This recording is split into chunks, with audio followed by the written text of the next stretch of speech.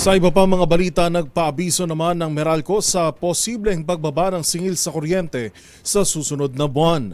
Ayon kay Meralco spokesperson Joe Zaldariaga, ito ay kung mapagbibigyan ang kanilang refund petition para sa mga consumer. Tinutukan yan ni Dustin Bayog.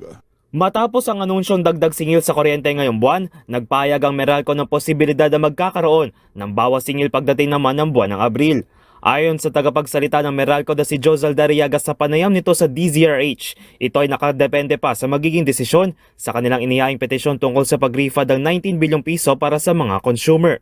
Nag-file na kami ng petition, so inaantay na lang namin. Sakali po magkaroon ng decision dyan, that may impact on April. April.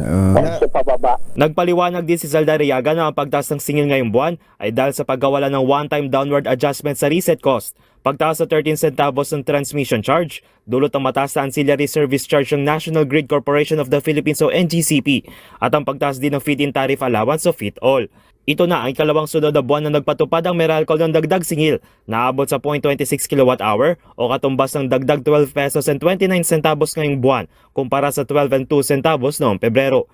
Ibig sabihin, 53 pesos ang madadagdag sa singil sa isang tahanan na kumukonsumo ng 200 kW per hour. Samantala, kampante naman si Zaldariaga na tuloy-tuloy ang supply ng kuryente. Ngayong mas umiinit na ang panahon basta wala lamang mangyayari mga unscheduled outage.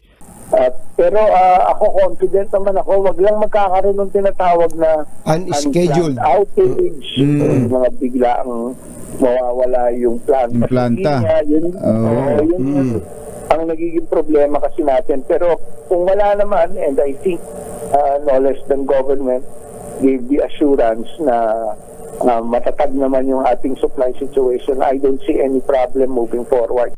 Para sa MBC TV Network News, ito si Dustin Bayog ng DZRH TV. Una sa Pilipinas, una sa Pilipino.